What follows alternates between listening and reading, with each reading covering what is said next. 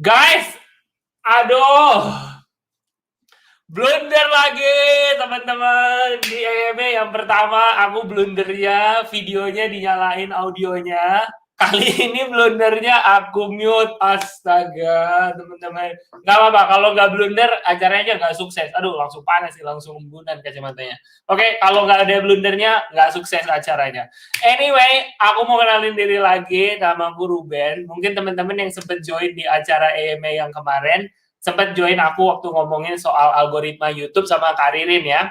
Dan waktu itu acaranya seru banget karena feedbacknya dari teman-teman banyak yang ngomong, wah acaranya algoritma seru banget, banyak banget yang ngasih di chat, banyak banget yang ngasih di feedback formnya juga, banyak yang nanya, kalau boleh tahu Kak Ruben sama Karirin subscribernya berapa ya? Kok tahu banget nih soal YouTube? Dan kebetulan saya kagak punya channel YouTube gitu ya, dan memang jadi feedbacknya solid banget, itu akurat banget, kita bisa ngasih banyak teori, cuman kalau memang udah datang ke tips yang sebenarnya gitu ya, pengalaman di dunia nyata, mungkin yang paling benar yang bisa ngasih adalah kreator itu sendiri. Dan itu yang akan kita lakukan hari ini. Oke, jadi kita kedatangan tamu khusus banget teman-teman hari ini. Kita akan ada Ask Me Anything bareng Jerome Pauline. Oke, dan topiknya juga khusus. Kita pengen ngomongin gimana sih caranya ngembangin channel yang sejalan banget sama visi dan misinya seorang kreator. Oke, sebentar, aku mau langsung ke slide selanjutnya aja. Oke, jadi sekali lagi aku pengen ngucapin selamat datang di channel YouTube Kreator Indonesia. Dan kalau teman-teman notice nih ya, kalau teman-teman ikut event yang kemarin, nama channel kita itu masih channel YouTube Creator Indonesia, masih pakai bahasa Inggris. Oke, dan sekarang dengan feedback teman-teman, karena seperti komitmen kita pengen all in untuk Indonesia, nama channelnya langsung kita ganti jadi YouTube Kreator Indonesia. Oke, dan terakhir, makasih banget untuk semua teman-teman yang udah ngajuin pertanyaan. Kita dapat pertanyaan ratusan nih buat Jerome. Pastinya ya, semua fans-fans Jerome pasti pengen dapat nih semua tips dan trik langsung. Dan pastinya kita akan mencoba menjawab sebanyak mungkin pertanyaan yang kita bisa. Tapi pasti nggak bisa dijawab semua ya. Tapi yang seperti yang sebelumnya juga yang aku udah lakukan, aku akan mencoba untuk menanyakan pertanyaan bisa represent kebanyakan pertanyaan dari semua teman-teman. Oke, kalau gitu sekarang kembali lagi serius mode. Ini kayaknya semua orang udah nanya Jerome, udah nggak ada yang peduli lagi sama aku ya. Jadi teman-teman siap semuanya? Aku mau langsung aja kalau gitu langsung kita undang bintang tamu kita hari ini, Jerome Pauline dari channel Nihongo Mantabo. Monggo Jer.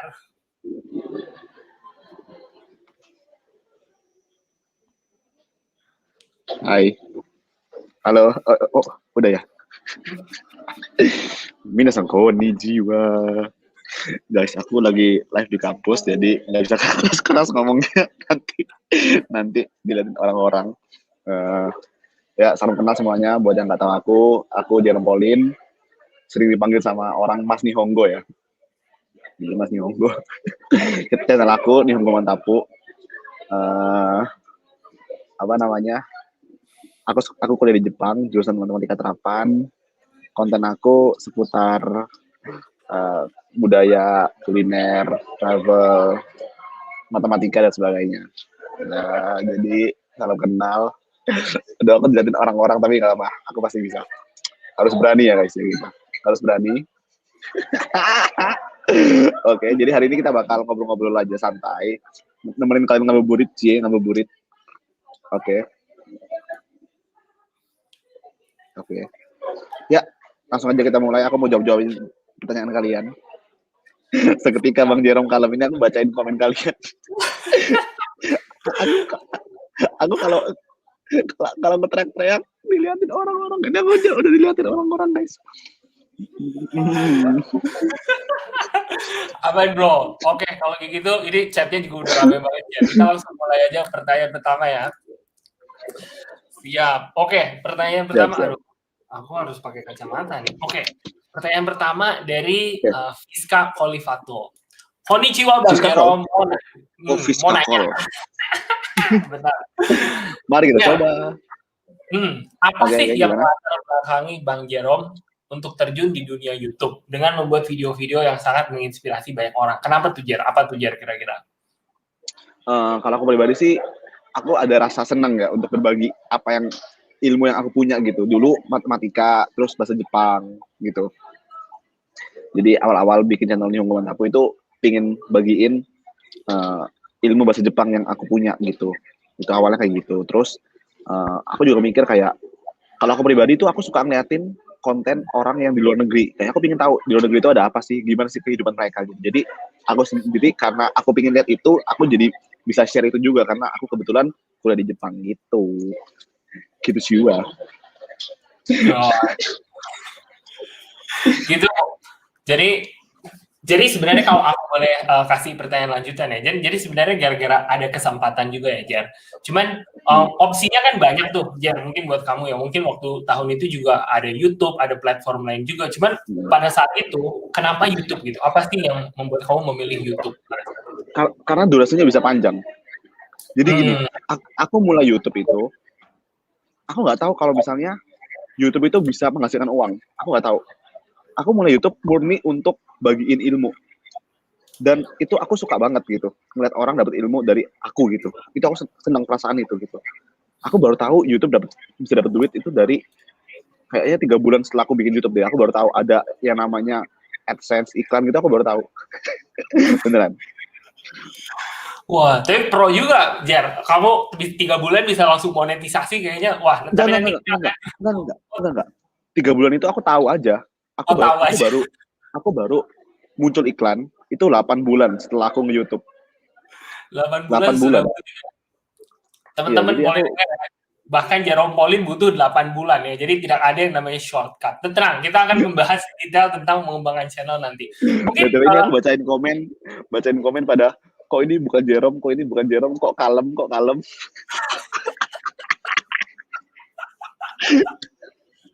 Guys, mohon maaf nih guys ya. Aku pengen teriak-teriak sih, itu nggak bisa. Gara-gara di kantin aja. Coba kasih lihat dulu Jar, biar orang percaya kalau beneran di kantin. Oh ya, nih. Tuh. Wih. Tenang. Oke Jar, aman jiwa. Fit, by the way aku mau lanjutin tadi sebenarnya pertanyaan ini ada yang nyambung juga. Jadi tadi kan ngomongin tentang gimana cara mulai YouTube. Ini ada pertanyaan dari teman dari Ahmad Arif Perdana. Kalau untuk Jerome sendiri, salah satu video yang paling berkesan di channel Nihongo Mantabu itu yang mana, Jar? Video paling berkesan, kayaknya semuanya punya kesan sendiri-sendiri ya. Kayak punya kenangan masing-masing gitu lah. Video paling berkesan, kalau yang baru-baru ini, kalau yang akhir-akhir ini, itu yang coba puasa bareng Waseda Boys. Itu karena pertama kali sama mereka gitu, dan ngeliat reaksi mereka itu seru-seru banget gitu. Lucu banget. Kalau yang, ya setiap video punya kesannya masing-masing sih. Dan aku pribadi selama ini selalu enjoy setiap kali bikin video gitu. Karena rasanya beda-beda terus. Oh, ini komennya benar-benar aduh, distract banget, Bro. Komen-komennya lucu banget. Bang Jerome kalem. Oke, kalau begitu aku mau lanjutin ya. Oke, lanjut pertanyaan selanjutnya. Mungkin langsung aja ya. Dari tadi kan kita ngobrolin soal 8 bulan segala macam. Kalau misalnya pertanyaannya gimana? Ini kan pertanyaan luas banget ya, Jar. Dari The Aryu Senos ya. Ini pertanyaan luas banget. Jadi mungkin kita pelan-pelan ya. Kalau menurut Jerome dari awal nih, gimana caranya ngembangin channel supaya bisa jadi brand yang dikenal sama orang. Secara kan Nihongo Mantapu kemanapun di Indonesia ngomong Nihongo Mantapu pasti tahu Nihongo Mantapu, pasti tahu kreatornya, pasti tahu Jerome gitu kan. Nah, itu menurut Jerome yang paling penting step-stepnya kayak gimana? BTW ini aku bacain komen pada bilang HP ku jatuh. Itu juga paling berkesan sih. Soalnya video pertama aku di YouTube gitu untuk nge-vlog. Oke, balik lagi ke pertanyaannya gimana cara ngembangin channel ya. Kalau aku pribadi nih, dulu awal-awal aku mulai, aku itu nge-share konten aku di grup-grup Facebook, di grup-grup lain gitu.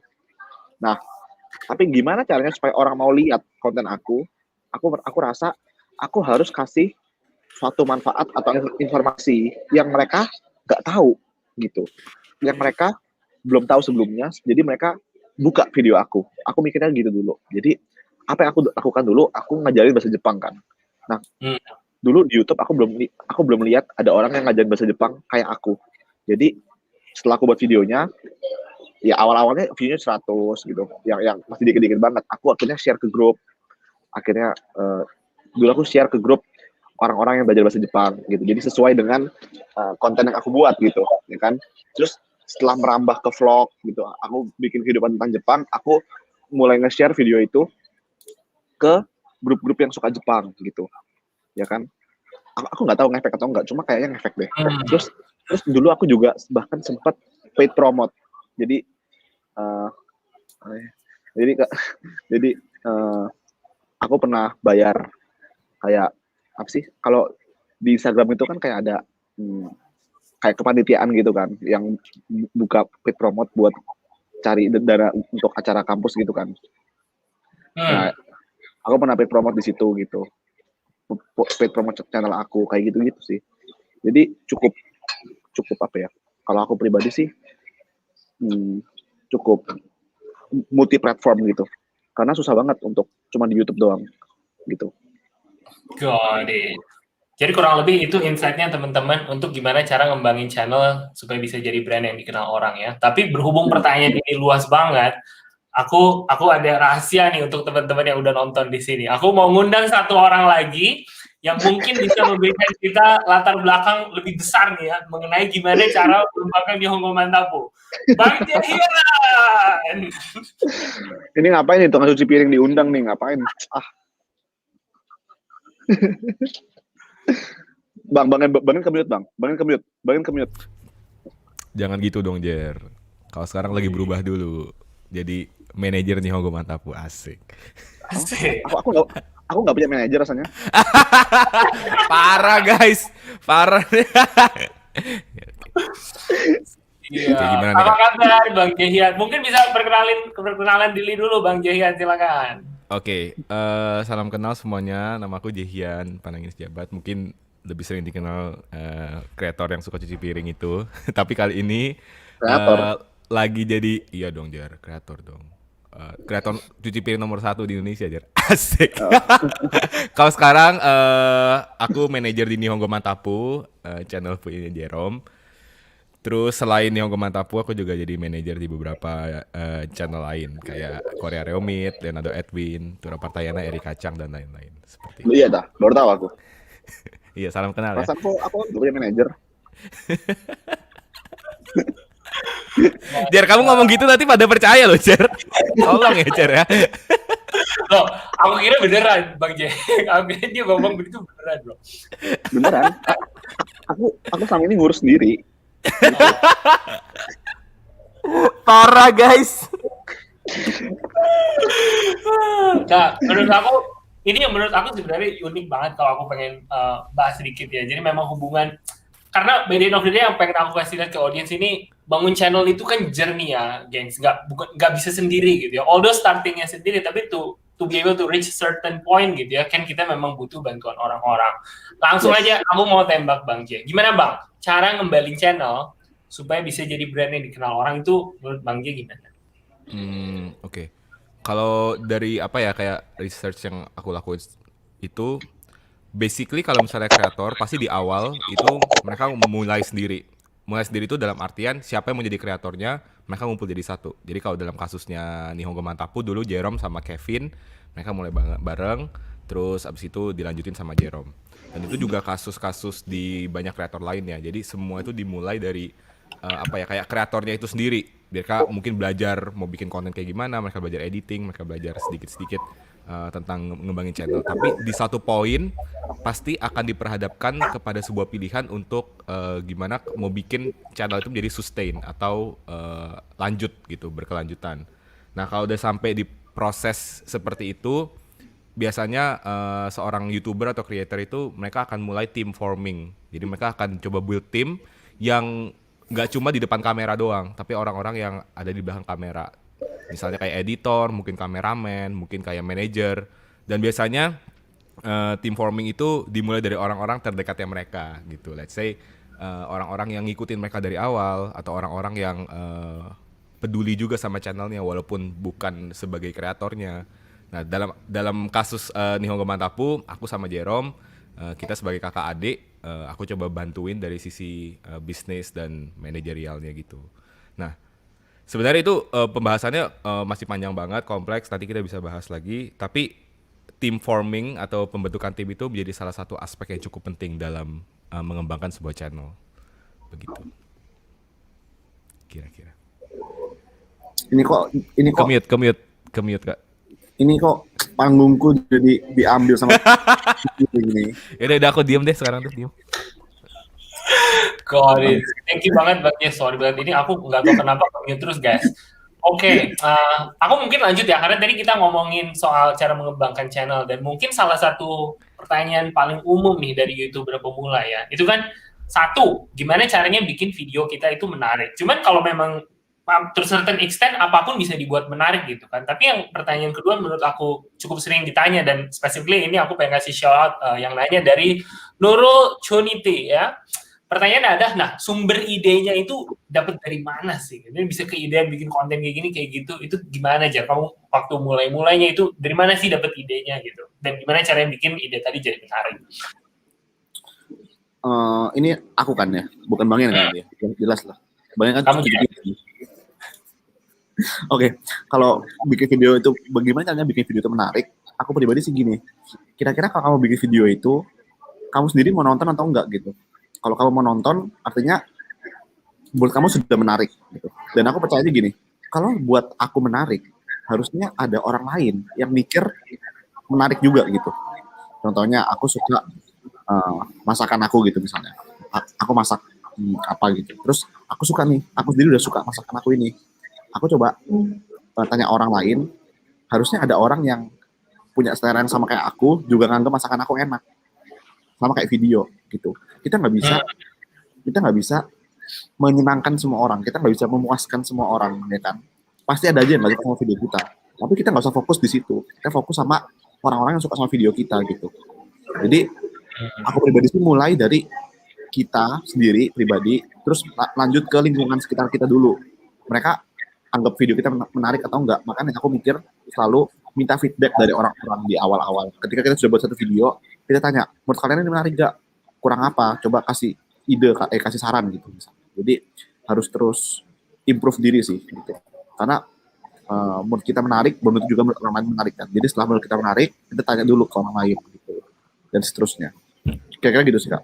Terus kalau ide konten, menurut aku gini, kita boleh banget ngambil ide konten orang lain ya, tapi maksudnya kayak gini, kayak misalnya contohnya challenge Samyang gitu, itu kan udah terkenal banget ya kan, tapi gimana caranya orang-orang menonton kita gitu, pastinya dari pembawaan kita dong, dari apa yang kita tambahkan ke situ gitu ya kan. Kalau misalnya cuma sekedar ngelakuin challenge yang udah viral, ya orang-orang mungkin nggak akan lihat karena kamu siapa gitu ya kan.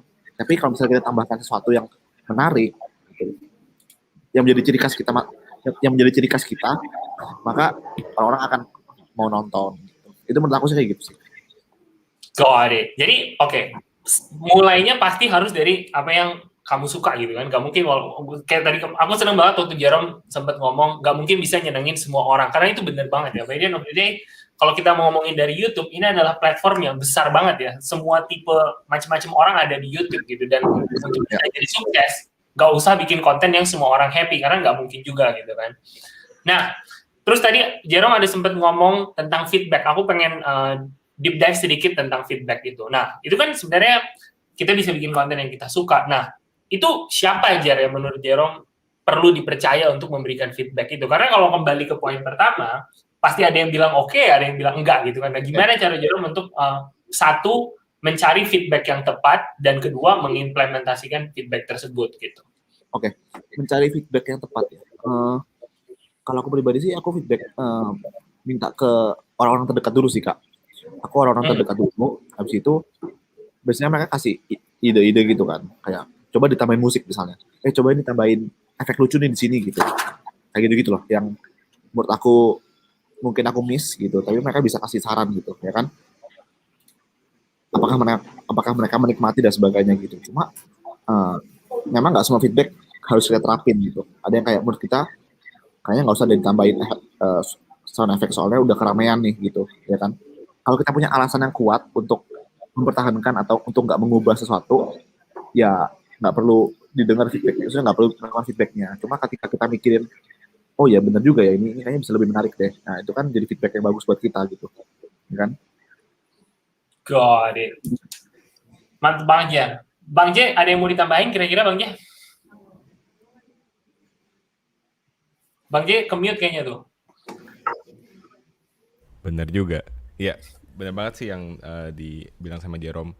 Jadi kalau di kita tuh biasanya feedback itu ada layernya juga. Jadi ada feedback yang direct kan, let's say kayak misalnya kalau dari audience, kalau makin besar audience kita kan otomatis kayak comments makin banyak. Kita kadang-kadang filteringnya tuh ada kesalahan juga kan buat filteringnya. Jadi biasanya yang aku apresiasi juga dari Jerome itu the way he filter feedbacks itu keren banget. Jadi kita punya kayak tim inti atau kayak ring satu di mana Jerome akan bertanya tentang kayak apa judul yang bagus menurut kamu, terus kayak apakah ini udah videonya editannya udah baik dan lain-lain. Nah setelah itu baru akan dilempar ke kayak audiens yang lebih besar lagi dan ngelihat feedback gimana yang diberikan sama audiens lebih besar ini. Dan untuk kita menfilter apa kayak feedback itu pun ada yang Jerome langsung, ada yang tim di dalam inti ini yang coba narik-narikin feedback.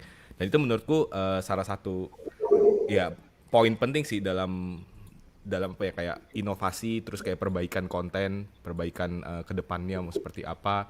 Karena yang nggak bisa dipungkiri seorang creator itu dan audiensnya harus punya relation yang baik. Karena penonton itu datangnya dari subscriber dan followersnya mereka. Begitu. Got it. Luar biasa ya, dan aku tertarik banget karena menurut aku ini bahkan new information buat aku gitu ya, soal kayak nanya feedback dan cara kayak nangkep feedback yang benar dan mengimplementasikannya itu sebenarnya adalah skill gitu ya, itu bukan sesuatu yang overnight. Menurut aku kalian bisa langsung dapat dan implement juga.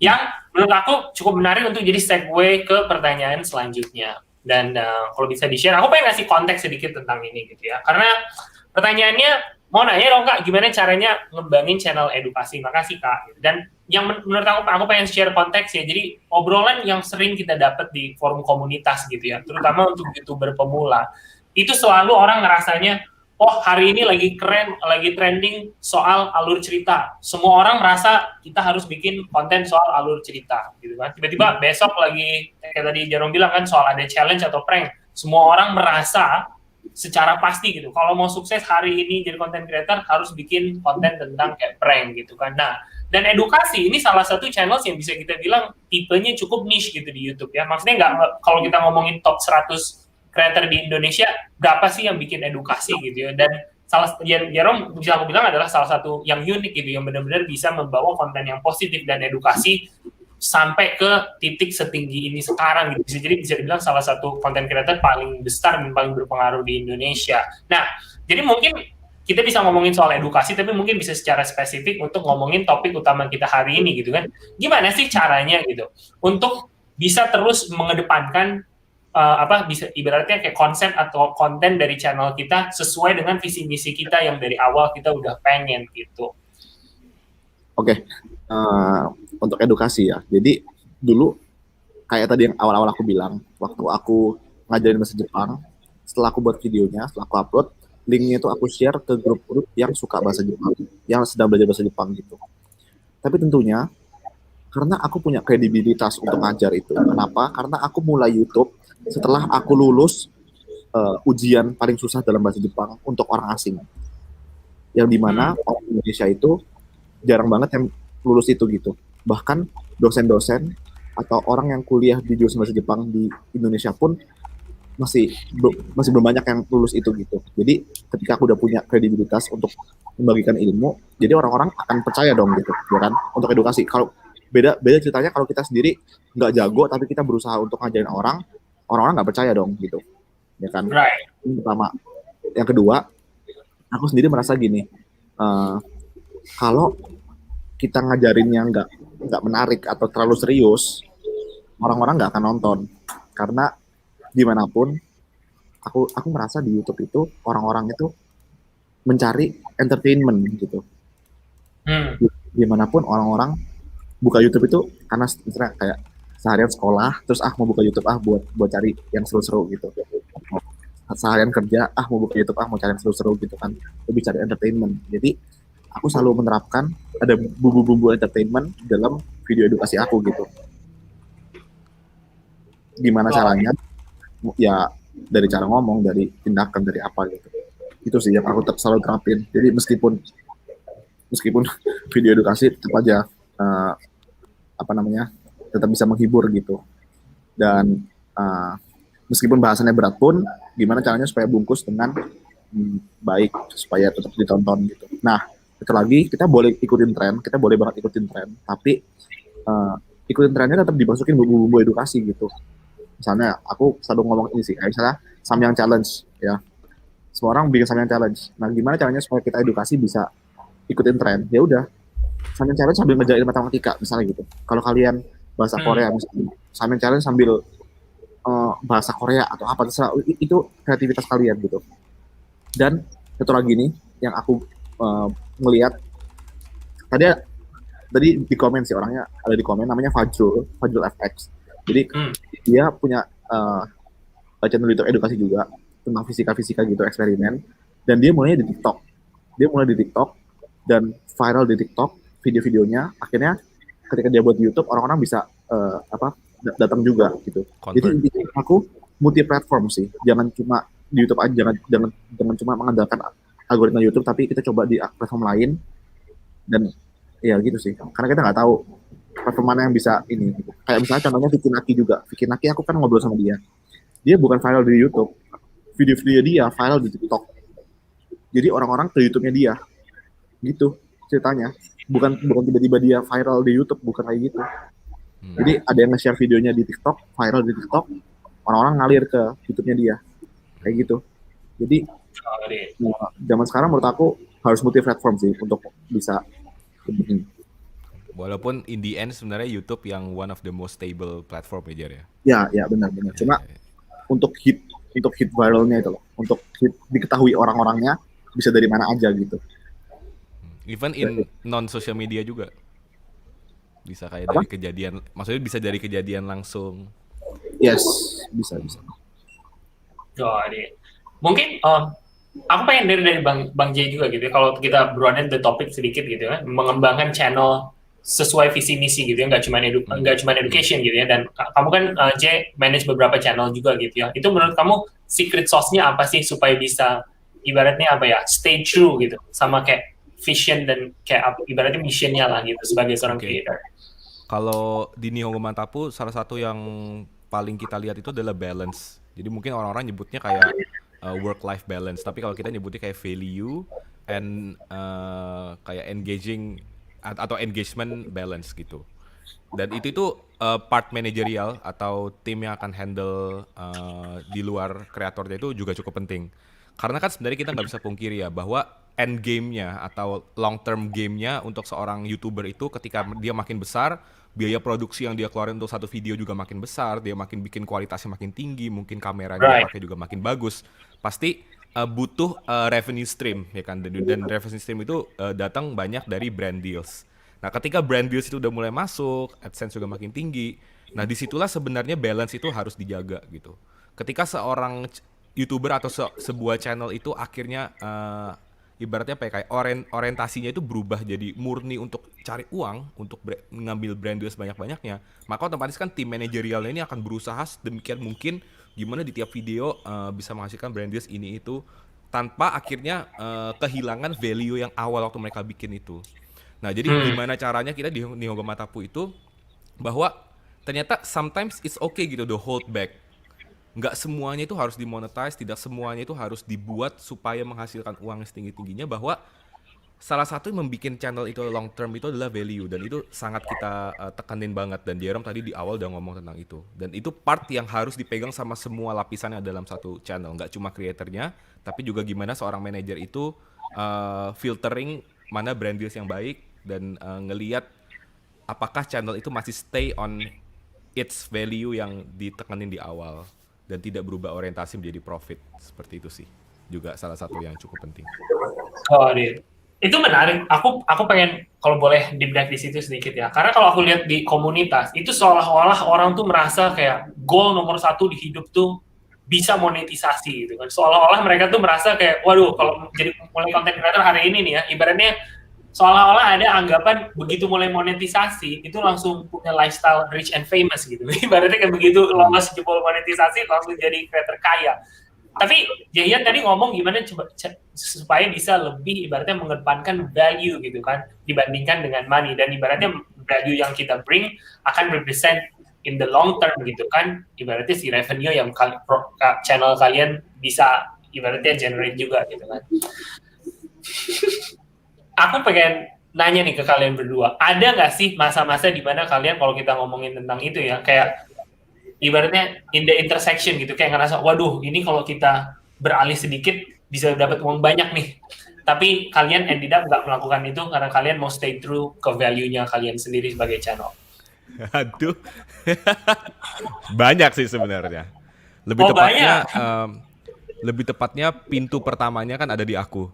Mungkin jadi sistem kerja kita tuh ya kan aku yang handle email gitu kan, email Niyogo Matapu. Pasti tawaran pertama itu masuk ke filter dulu, dan itu banyak sekali sih yang kayak tawaran-tawaran yang sifatnya itu kayak sacrificing some of the principle atau some of our value, content value for the sake of endorsement gitu. Dan ya, dan pada kayak itu yang tadi aku bilang gitu, bahwa sometimes ya you have to hold back gitu, karena ada hal-hal yang nggak bisa dimaterialkan gitu, tidak bisa kita convert jadi sebuah nominal uang atau sebuah nominal kerjasama yang menghasilkan financial gain itu, tapi nilainya itu nggak bisa kita uangkan, which is menurutku kayak branding, terus public relation strategy, terus juga value itu. Jadi kalau misalnya ditanya ada apa enggak, banyak sih sebenarnya, dan beberapa bahkan kayak slip dari aku. Jadi itu makanya fungsinya kita tetap ada kayak beberapa layer. Kadang-kadang aku merasa ini oke, tapi setelah aku sampein ke Jerome bilang nggak bisa gitu, karena ini nanti akan membuat kita jadi gini gitu. Jadi ya. Wah keren banget sih, keren banget.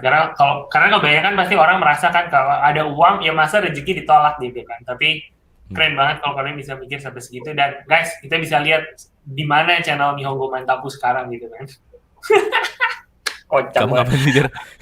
By the way, ini guys, ini yang mereka sedang lakukan nyambung banget ke pertanyaan aku selanjutnya. Ini kalau kita boleh keluarin slide-nya lagi.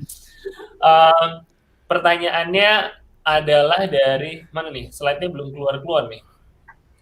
Guys, karena ini nyambung banget sama apa yang mereka sedang lakukan, guys. Aku bacain aja deh ya. Nah, pertanyaan dari Arjun Hidayat. Gimana cara bangun personal branding secara efektif dong, Kak Jar nih? Karena ibaratnya sekarang kalian mau ngapain aja, ya kalian orang tuh tahu ya ini adalah Jerome gitu, ini adalah Jahian gitu. Nah, tapi gimana cara bangunnya, teman-teman? Oke. Kalau bangun personal branding ya, menurut aku kayak gitu sih. Jadi kita mau ngikutin tren terserah mau kayak gimana. Cuma kayak misalnya aku personal brandingnya adalah satunya matematika gitu. Gimana cara nguatin matematika ya? Segala hal aku matematikain. Itu cara bangun personal branding, ya kan? Satu apalagi nih misalnya siapa nih? Misalnya Mas Hansol Korea Rumit. Ya Korea Rumit. Dia pingin personal brandingnya orang Korea medok, ya kan? Dia medokin terus, ya kan? Dia medokin terus ngomongnya, ya kan? Terus contohnya siapa lagi nih?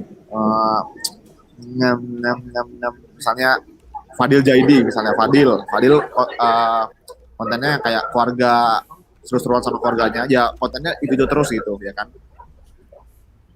Jadi menurut aku kamu pingin dikenal sebagai apa gitu, kamu pingin orang-orang itu tahu kamu sebagai apa, itulah yang kamu lakukan gitu, itu yang kamu terus taruh di setiap kontennya gitu. Kayak aku matematika misalnya, ya pas masak pun aku masukin matematika, pas vlog pun aku selipin matematika gitu. Jadi orang-orang tahu gitu kalau aku matematika gitu. Itu kan cara bangun personal branding sebenarnya. Menurut aku kayak gitu sih. Got it.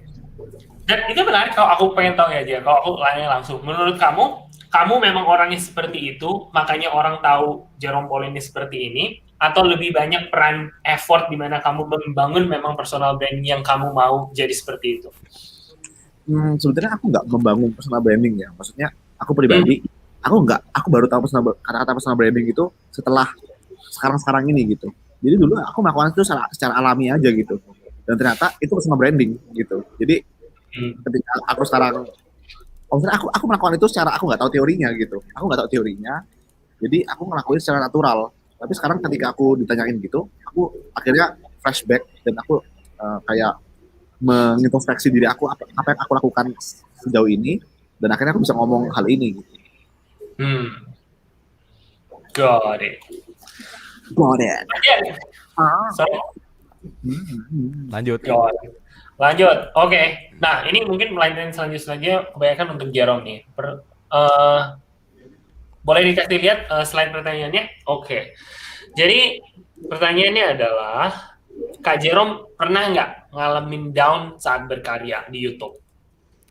Burnout mungkin ya. Mungkin bisa bilang ya, either burnout atau down, atau mungkin bisa kalau nggak sampai to that extent gitu. Mungkin males gitu. It doesn't have to be like bener-bener, ini kan kalau down tuh kayak bener-bener udah kayak mau drop segala macam and leave gitu kan. Kayak pernah nggak sih motivationnya down gitu kan?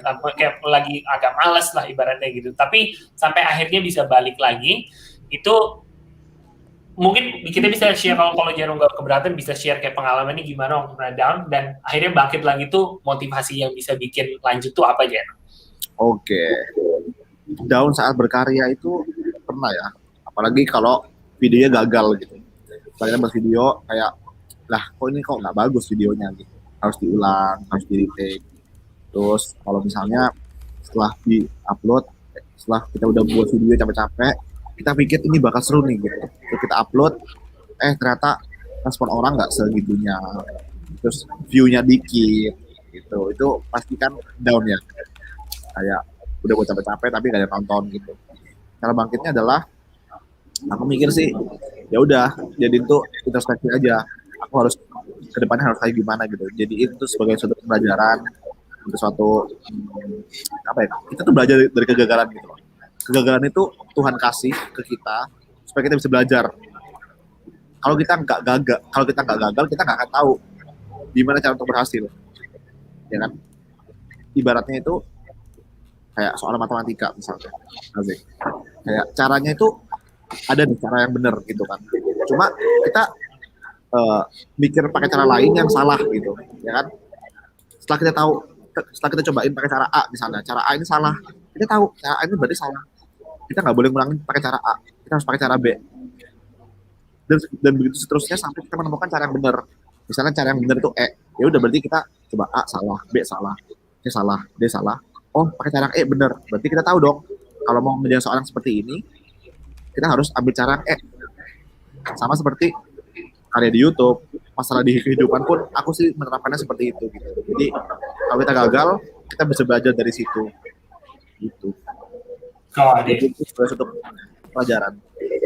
Sorry, aku pengen ngomong ke penonton dulu nih ya. Teman-teman tuh bisa dengar nih, bahkan selevel Jerome aja, itu normal kalau merasa videonya ada yang gagal gitu kan. Kayak wah tiba-tiba videonya turun, dan itu benar-benar normal gitu. Karena by the end of the day nggak ada yang bisa guarantee kalau segalanya makin sukses gitu.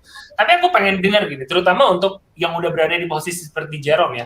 Definisi videomu gagal itu apa bro? Karena videomu gagal itu untuk penonton pada umumnya itu mereka kalau bisa dapat view-mu yang paling kecil itu buat mereka udah sukses banget gitu kan. Oke. Gini. Aku belajar kalau misalnya manusia itu beradaptasi. Oke. Dulu videoku tembus 1000 likes, itu aku nganggap itu suatu keberhasilan. Wow gitu.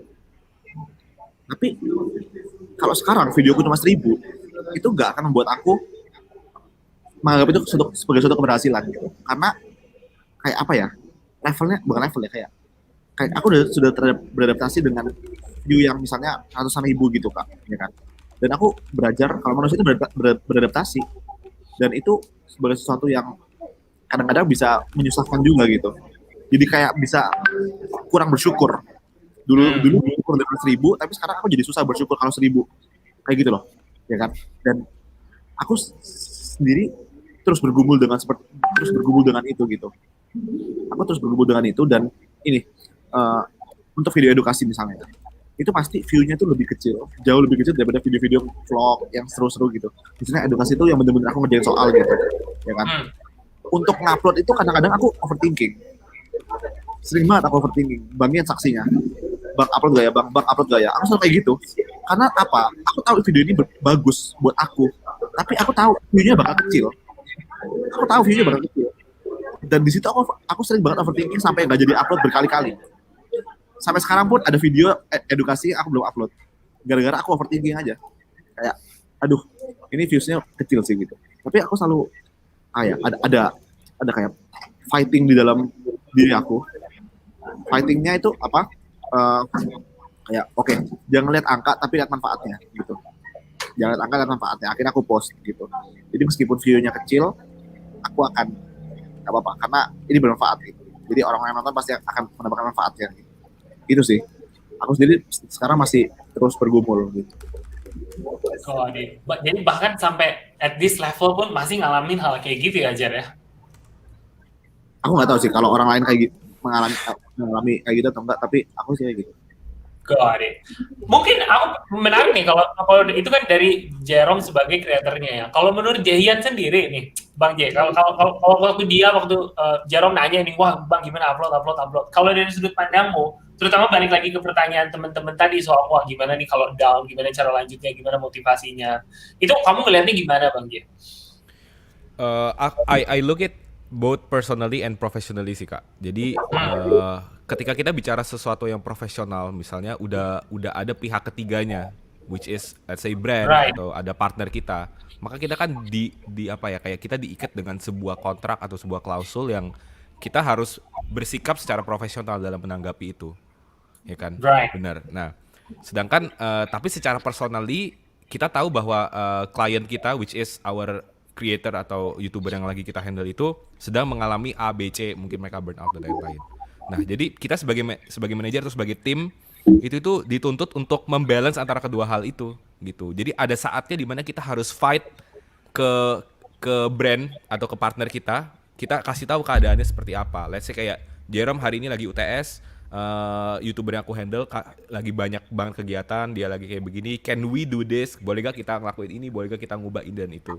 Tapi ada saat sebaliknya, we have to focus on the personal gitu. Kita harus fight juga ke merekanya, comforting.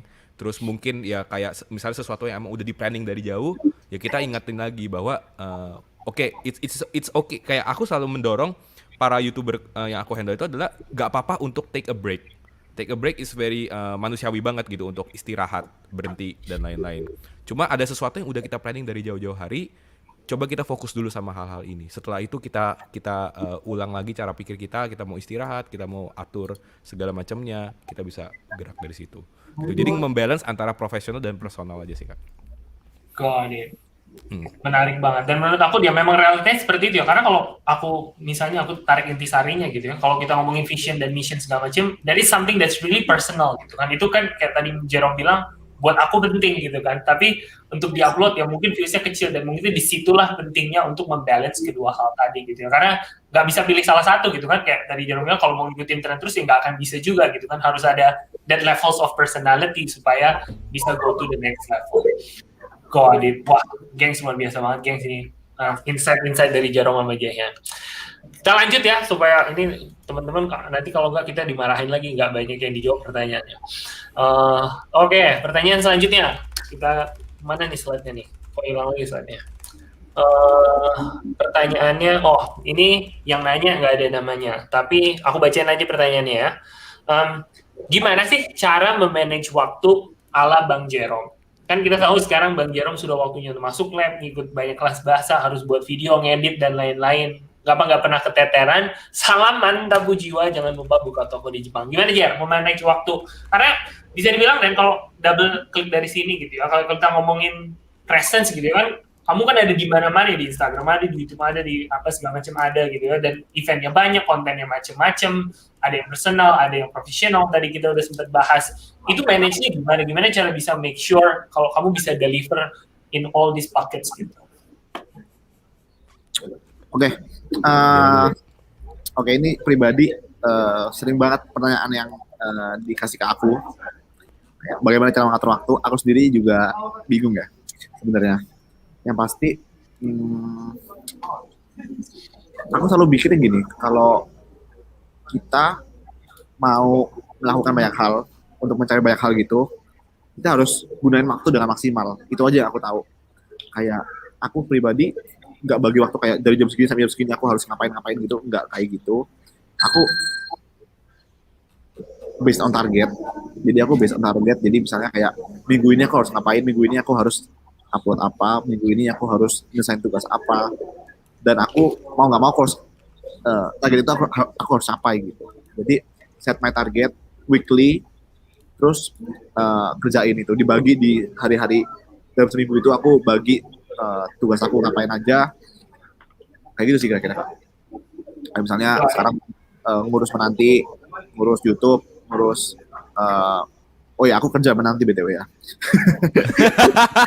Diklarifikasi dong. Ngakak. Orang-orang kira-kira aku nggak apa? Orang-orang bilang aku gabut sih soalnya. Habis itu ya jadi kayak seminggu itu ada apa aja aku list, target-targetnya aku harus capai gitu. Pokoknya gitu sih. Intinya targetnya tercapai lah gimana pun caranya. Gitu kira-kira aku. Thank you, Jen. Bang Jen mungkin mau nambahin pastinya sebagai manajer ini udah pasti master of time management aku dengar. Waduh. Kalau salah satu yang maksudnya kayak tiap YouTuber kan pasti punya kesibukan sendiri-sendiri kan kayak mereka punya trades-nya masing-masing juga. Let's say kayak mereka punya jam aktif, kayak Jerome nih kan kelelawar, dia aktif tuh dari jam 9 malam sampai dia tidur. Itu kayak aktif-aktifnya dia. Nah, sekarang gimana caranya kita sebagai kita nggak bisa ngatur para talent ini. Maksudnya mereka punya jam aktif, mereka punya keahlian di jam-jam khusus, kita menghargai itu. Nah, tapi gimana caranya kita yang adjust our team itu untuk bisa bergerak dengan ininya dia. Jadi waktu di jam kelelawarnya Jerome, yang pagi-pagi misalnya pagi sampai siang dia fokus kuliah, dia fokus ngerjain tugas, ya disitulah justru tim manajemen itu bergerak melakukan sesuatu yang nanti ketika Jerome malam lagi aktif kita bisa deliver ini to-do listmu dan lain-lain. Kayak gitu-gitu. Jadi sesuatu yang bisa kita automasikan, kita maksimalin automasikan. Sesuatu yang nggak perlu melibatkan Jerome secara direct, talentnya secara direct, kita coba automasikan. Dan menurutku itulah fungsi tim sebenarnya, mengisi waktu-waktu atau kegiatan-kegiatan yang membuat nanti si talent ini setiap aktivitasnya dia itu efisien. Karena aku selalu bilang kayak gini sih Kak Ruben. Aku pernah nge-tweet sesuatu kayak jangan samakan ketika kalian buka Twitter, Instagram, scrolling berjam-jam sama ketika seorang creator bikin story atau nge-tweet di Twitter. Karena ketika mereka melakukan itu, mereka sedang memproduksi sesuatu gitu. Dan itu tuh yang harus maksudnya ketika Jerome lagi ngedit, ketika Jerome lagi syuting, ketika Jerome lagi buka-buka YouTube, kita di tim manajemen itu harus memasang sebuah mindset bahwa ketika dia melakukan itu, dia tuh sedang melakukan sesuatu yang produktif. Jadi gimana caranya kita bisa let the creator do his part, which is ngelakuin itu semua, buka sosial media, merhatiin tren, kita ngelakuin sesuatu yang menurut kita produktif, kayak sesuatu misalnya administrasi, terus kayak negosiasi, rapat dan lain-lain. Biasanya creator gak bisa menghabiskan waktu untuk itu, gitu. Jadi pembagian tugas antara tim dan itu bisa bikin time management kita jadi bagus. Got it. Dan kalau aku tarik keduanya, mungkin clarity adalah hal yang sangat penting gitu ya. Clarity tentang deciding apa yang penting untuk siapa gitu kan. Kayak ini yang penting apakah perlu talent, apa perlu enggak. Dan Jerome sendiri sebagai talent, be comfortable dan misalnya aku bisa bilang responsible gitu ya untuk apa yang dia harus lakukan. Karena kayak pertanyaan kalau dari kebanyakan netizen adalah, atau kayak teman-teman di komunitas adalah, wah kita kan cuma punya 24 jam sehari, aku kan kuliah atau aku punya pekerjaan. Tapi realitanya adalah kebanyakan YouTuber sukses itu mereka nggak konsisten di YouTube juga gitu kan. Mereka semua ada yang punya pekerjaan lain, ada yang masih kayak full time kuliah seperti Jerome, dan bisa dibilang Jerome pun sebenarnya bukan full time YouTuber gitu kan, full time student sebenarnya dan mengerjakan YouTube gitu. Tapi ya itu adalah konsisten tadi ya. Ya itu sih banyak orang itu gini loh. Mereka tuh alasan. Mereka ngomong itu sebagai alasan untuk nggak melakukan sesuatu, gitu loh. Right. Aku pribadi pun dulu aku denial kayak gitu loh. Tapi bukan masalah waktu. Aku masalah YouTube ya. Dulu aku mau mulai YouTube itu udah lama sebenarnya. Cuma aku nggak mulai karena aku selalu bilang gini, aku nggak punya kamera, aku nggak bisa ngedit. Aku selalu pakai alasan ini untuk aku nggak mulai sesuatu. Dan itu yang seringkali orang-orang jatuh ke lubang itu gitu. Ke lubang apa ya namanya? Aku nggak tahu sih. Aku nggak tahu bahasanya gimana. Insecurity atau makanya kayak kita membuat alasan-alasan untuk nggak memulai sesuatu. Padahal kita mau gitu. Kayak aku sering lihat teman-temanku kayak gitu.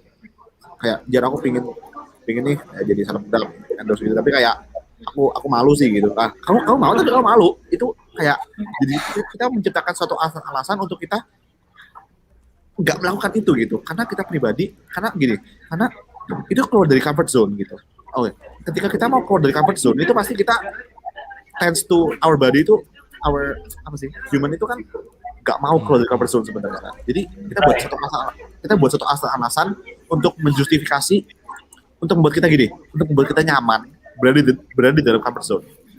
Right. Jadi kayak misalnya gini, aku pengen jadi content creator, aku jadi YouTuber, tapi aku introvert, aku nggak bisa ngomong depan kamera. Gak usah deh. Kita merasa, itu alasan yang cukup masuk akal untuk aku nggak mulai jadi content creating, gitu. Untuk nggak keluar dari comfort zone. Padahal sebenarnya kita mau. Gitu loh. Jadi itu harus dilawan perasaan-perasaan itu gitu. Dan akhirnya aku lawan. Akhirnya aku mulai dari HP, aku ngedit pakai HP, gitu. Akhirnya aku mulai aja gitu. Aku berusaha untuk melawan pikiran-pikiranku yang membuat aku terus ada di comfort zone itu gitu. Sama seperti teman-teman yang saya bilang, aduh waktu aku terlalu sibuk gini nggak sempat ngurusin. Oke, kalau faktanya seperti itu nggak apa-apa, itu nggak salah gitu. Cuma sekarang aku mau nanya gitu. Aku mau nanya, kalian masih sempat buka TikTok nggak? Kalian masih sempat buka YouTube nggak? Kalian masih sempat buka Twitter? Kalian nge-scroll nggak? Berapa lama waktu yang kalian buang untuk itu? Berapa lama waktu yang kalian pakai untuk main game? Itu kalau kalian ilangin, kalian bisa melakukan apa yang produktif itu gitu loh, ya kan? Yang sebenarnya waktu itu banyak gitu. Cuma deh seharian kita nggak buka medsos, itu pasti kerasa banget waktu itu berjalan dengan lama banget. Kayak kita udah merasa kita udah produktif banget, tapi kok masih jam segini ya? Itu karena kita nggak buka medsos. Coba deh sekali nggak buka medsos gitu kan? Jadi sebenarnya coba nggak buka medsos, nggak main game, coba seharian produktif, kerjain tugas kuliah, kerjain PR, belajar apa pasti kalian ngerasa waktu itu lama banget, kok nggak habis waktunya, kayak gitu deh pasti. Cuma kita kadang-kadang nggak sadar. Aku pribadi kadang-kadang nggak sadar, udah kebanyakan main catur gitu. Aku main catur, kebanyakan nge-scroll media sosial dan sebagainya, sampai akhirnya aku nggak produktif lagi gitu. Dan ketika aku sadar waktunya udah habis, aku ngomong, aku udah produktif. Padahal itu denial. Padahal aku sadar, aku HP-an, aku masih menggunakan waktu nggak produktif gitu. Aku masih santai-santai, masih rebahan gitu. Jadi menurut aku jangan denial, keluar dari comfort zone itu. Aku mau langsung, nanti aku pengen kasih ke kamu, tapi aku pengen lompat ke pertanyaan satu ini, karena ini nyambung banget. Ini aku agak lompat, karena jarang sempat bahas ini ya. Jadi pertanyaannya adalah dari Filemon Unggul. Kamu udah unggul, Filemon, sebenarnya udah gak perlu nanya lagi. Pertanyaannya adalah, halo Bang Jer, gimana caranya untuk komitmen sama diri sendiri, untuk semangat ngelakuin hal baru, dan juga keluar dari zona nyaman, untuk berani berbuat sesuatu yang baru. Jadi, mungkin Jero udah bahas ya tentang di sini. Cuman yang cukup unik dari pertanyaannya adalah berbuat sesuatu yang baru gitu. Jadi kalau soal excuse tadi kan sebenarnya adalah sesuatu yang kita udah tahu nih, kita pengen ngerjain, tapi udahlah procrastinate gitu kan, karena ya alasannya satu dua tiga. Tapi kalau kamu kan sendiri sebenarnya banyak melakukan hal yang baru gitu ya, itu dapetnya dari mana? Jadi motivationnya dari mana? Karena ibaratnya gini, ini kalau aku udah berpikir pertanyaannya dan banyak juga di komunitas gitu ya, kamu dapat scholarship aja itu udah achievement gitu. Kamu dapat scholarship itu udah trying something new, itu udah out of comfort zone, itu udah solid achievement gitu. Dan by the way, congrats, kamu baru dapat kayak first study on the 30 gitu kan, kamu sempat ngobrol sama dia, apa sih yang bisa bikin drive untuk kamu keep on trying something new and new and new? Oke, kalau aku pribadi nih, salah satunya adalah gini, dengan surround myself with great people yang achieve many things juga gitu. Aku nge-followin orang yang meskipun udah bisa aku bilang sukses, mandiri, mapan, tapi mereka masih terus creating something new, bikin sesuatu yang baru gitu. Dan itu it motivates me gitu loh. Kayak untuk nggak merasa puas, mereka aja yang udah sehebat itu, mereka masih terus kayak berjuang, masih terus produktif. Masa aku yang baru segini udah merasa puas sih? Masa aku yang masih muda gini, masih punya banyak waktu, malah nggak produktif sih, gitu kan? Dan aku mikirnya kayak misalnya gini, dulu aku contoh simpelnya ya. Jadi dulu itu aku malas banget latihan musik gitu. Ya kan? Terus mamaku bilangnya simpel aja gini. Jar, kamu kalau bisa musik ya, kamu itu bakal dikagumin banyak orang, khususnya cewek. Soalnya mama itu dulu suka banget sama mama itu dulu suka banget sama orang yang jago main musik. Mama aku bilang kayak gitu. Dulu motivasi aku belajar musik ya itu, Kak. Bisa dikagumin orang. Beneran. Mempesona. Bisa. Ini remeh, cuma apa ya? Itu jadi motivasi tersendiri gitu loh. Jadi kalian untuk memulai hal baru, coba cari tujuan kalian. Gak harus yang besar-besar. Hal kecil pun tuh bisa drive us gitu loh. Jadi menurut aku gimana cara cari motivasi? Ya itu motivasi kalian sendiri ya kan. Tapi untuk bisa komitmen untuk hal baru, ya kalian buat target gitu. Kalian buat target, habis itu kejar itu gitu, ya kan? Kayak gitu sih kira-kira untuk hal baru. Wah, gila, mantep banget sih. Dan ini harus kasih applause dulu guys, luar biasa banget guys. Dan di umur segini Jerome bisa mikir sampai kayak gitu tuh, pretty much menurutku sendiri ya, explain why Nyonggo Mantapu bisa at this position gitu sebenarnya. Tapi aku mau nambahin satu lagi pertanyaan yang sebenarnya masih agak nyambung ya. Jadi tadi kita udah ngomongin soal kalau udah tahu mau ngapain harus jangan excuse. Dan kedua adalah gimana caranya untuk try something new. Tapi in fact begitu kita commit to try something new, we commit to a lot of things gitu kan. Means we're doing more than one thing. Nah pertanyaannya sekarang adalah apa sih yang membuat Bang Jerome selalu konsisten mengerjakan beberapa project yang luar biasa menginspirasi.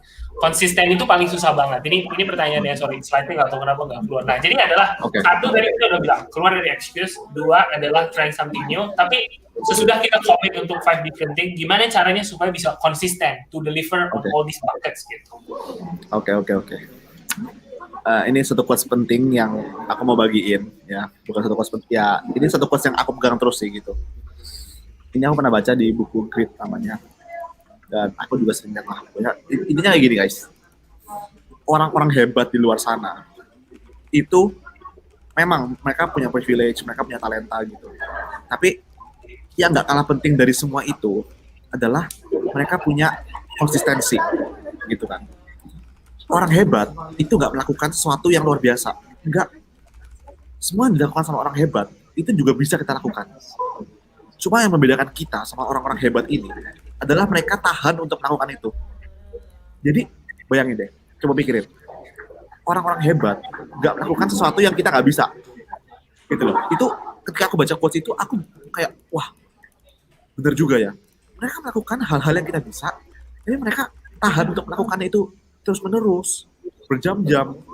Gitu. Contohnya, Michael Jordan, ya, atlet, atau orang pianis yang terkenal banget. Oke, mereka punya talenta gitu. Mereka punya talenta, berapa jam yang mereka tuangkan, berapa lama mereka bisa latihan itu gitu, ya kan? Kita juga bisa sebenarnya. Tapi apakah kita mau melakukan hal itu terus-menerus secara konsisten? Jadi sekarang pilihannya ada di tangan siapa? Pilihannya itu ada di tangan kita. Kita mau jadi orang hebat atau enggak? Kalau menjadi orang hebat ya udah kita tekuni, kita konsisten. Jadi yang membedakan kita sama orang hebat tuh bukan apa yang kita lakukan, tapi sekonsisten apa kita melakukan itu.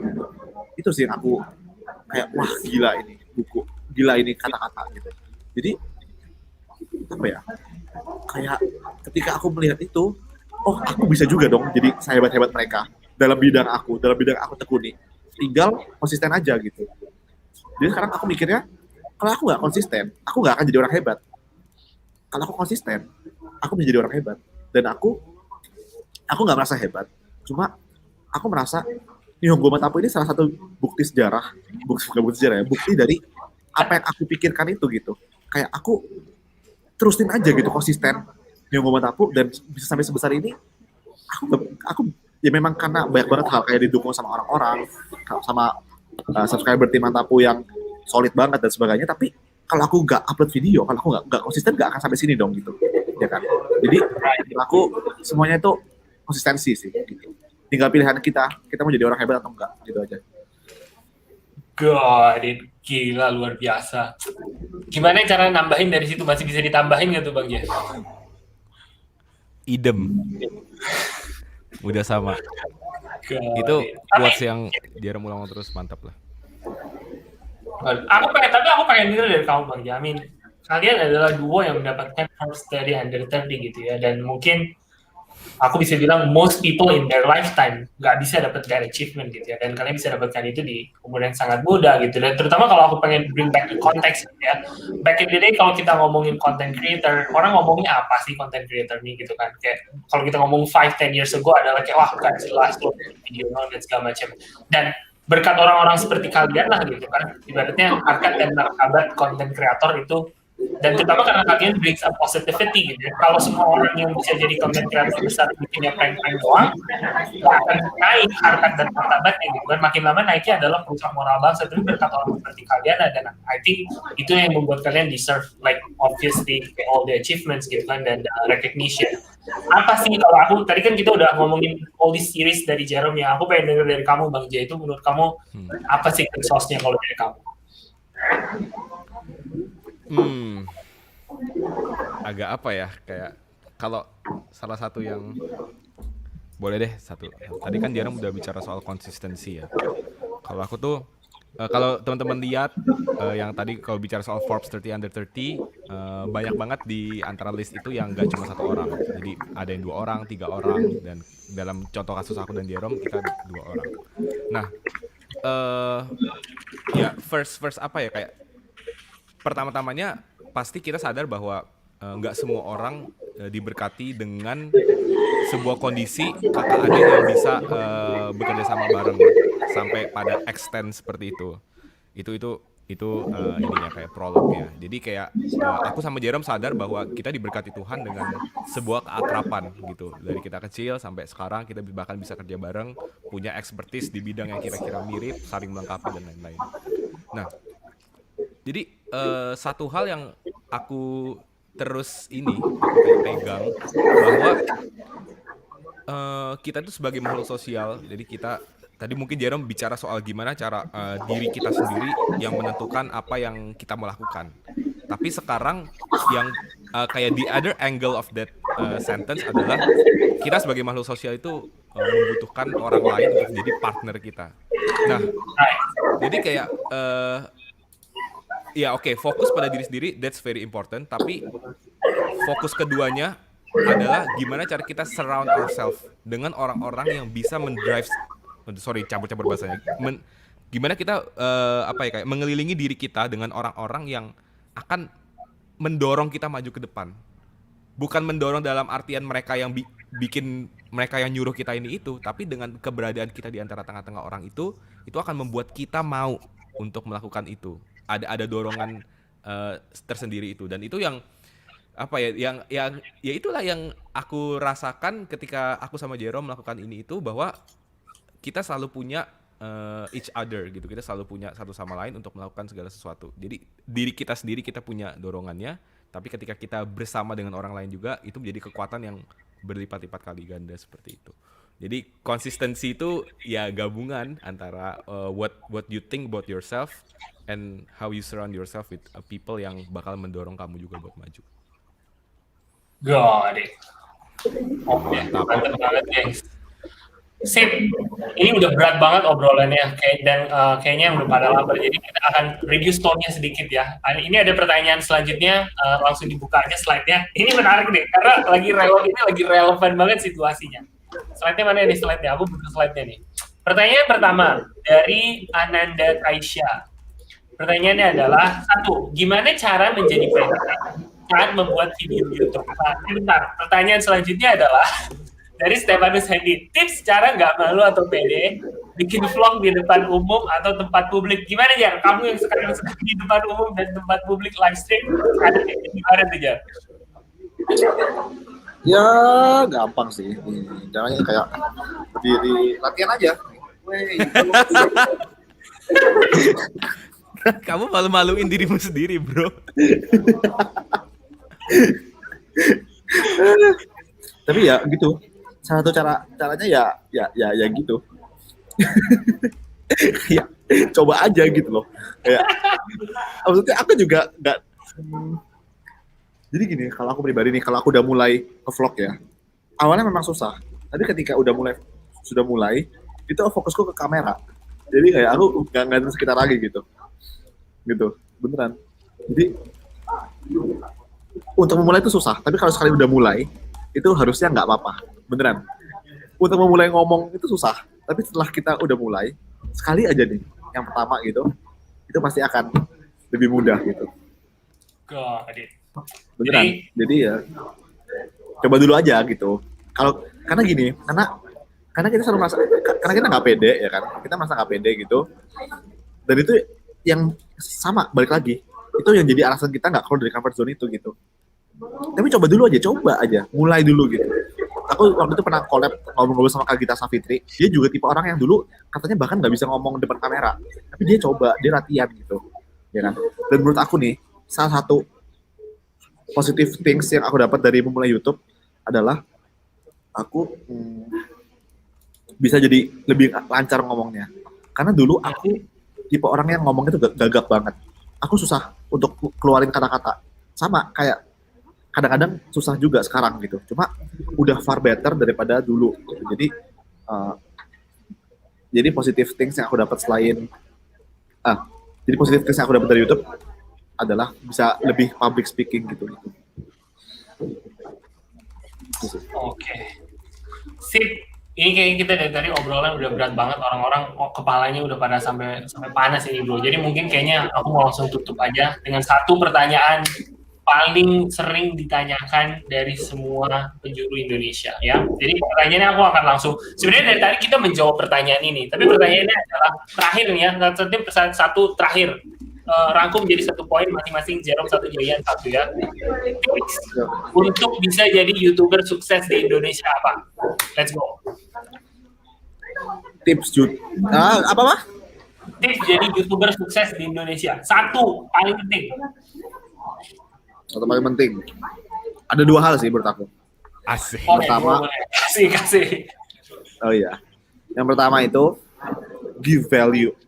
Oke, ini aku mau teman-teman semua dengerin. Waduh, kok kayak terlalu serius ya. Tapi gini, give value, apapun value-nya. Mau itu hiburan, mau itu edukasi, mau itu informasi baru, apapun itu salah satu yang terpenting di YouTube. Dimanapun sih, value gitu. Kenapa? Karena dengan kita memberikan value ke orang, maka orang itu akan dengan senang hati untuk memberikan value itu ke orang lain juga. Contohnya, kita habis makan yang enak nih. Ya, contohnya nih, kita contoh ke kehidupan sehari-hari. Kita habis makan makanan yang enak. Saking enaknya kita tuh pasti ngomong ke teman kita, "Weh, kamu harus makan di sini. Ini enak banget." Ya enggak? Apakah kita disuruh nge-share? Apakah kita disuruh cerita sama pemilik tokonya? Enggak pernah disuruh cerita.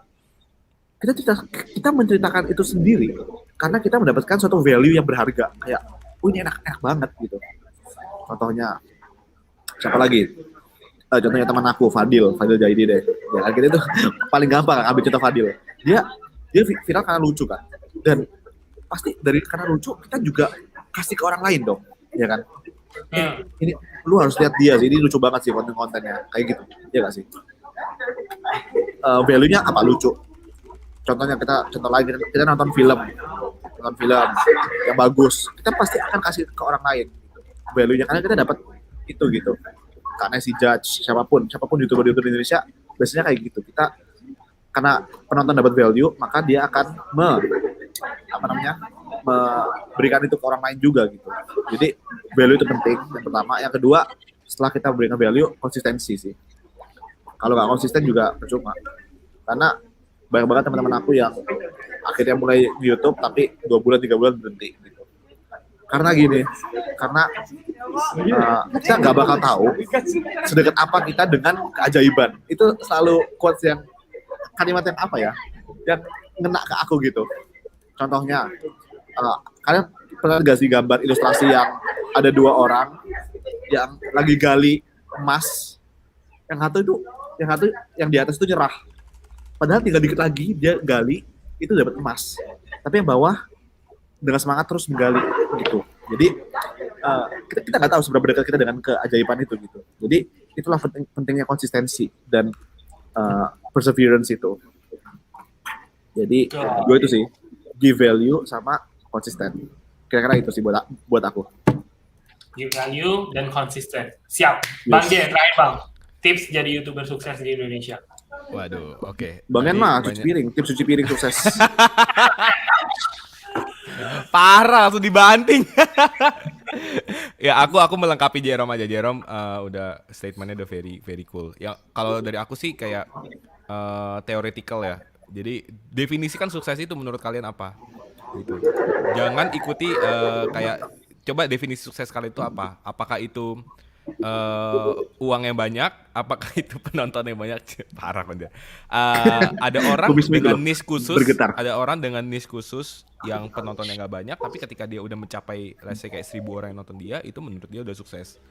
Jadi definisikan suksesmu, tapi jangan stop di situ. Kalau udah nyampe, jadi kayak definisi sukses menurutku adalah kita punya aim, habis itu kita accomplish aim itu. Tapi when we have the growth mindset, jadi kita harus punya mindset untuk terus berkembang. Setelah itu kita akan ada sukses yang berikutnya. Jadi kayak sukses itu bukan merupakan sebuah binary, kayak kita ada perlombaan, habis gitu ada garis finishnya, setelah finish kita berhenti lari. Kayak menurutku itu adalah never ending process, a marathon, pelarian terus-menerus sampai kita membuskan nafas terakhir gitu. Jadi terus berkembang, tapi jangan lupa mensyukuri milestone kesuksesan yang udah kamu tentuin dan kamu accomplish itu. Gitu aja Kak. Siap. Siap. Oke, kalau gitu terakhir dari aku thank you banget ya Jerome sama Jehan. Gila teman-teman, kita semua menahan lapar puasa tapi kenyang dengan ilmu ya berkat mereka berdua kali ini. Jadi thank you banget udah join Jerome sama Jehan, thank you banget dari komunitas, makasih ilmunya. Sukses terus channel Nihongo Mantapu dan sampai ketemu di event kita selanjutnya ya. Amin. Mantap. Thank you, Jerome and Jehan.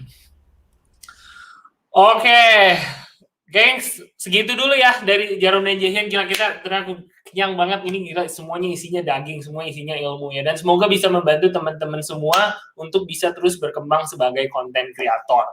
Dan terakhir dari aku seperti biasa harus ada pesan sponsor 5 menit ya. Satu lagi, aku cuma mau ngasih terakhir sama faktanya, maksudnya di forum kita juga masih rame teman-teman yang kebingungan untuk mendapatkan bantuan seputar YouTube gitu ya. Jadi seperti channel ini juga tujuannya adalah selalu memberikan support, bantuan, dan ibaratnya membantu teman-teman semua untuk bisa jadi content creator yang sukses. Jadi aku mau ngingetin sekali lagi, teman-teman bisa langsung datang ke forum bantuan YouTube di linknya yt.be/help/bahasa untuk dapetin jawaban dari sesama teman-teman kreator lainnya di forum komunitas yang sekarang sudah makin ramai banget setiap harinya.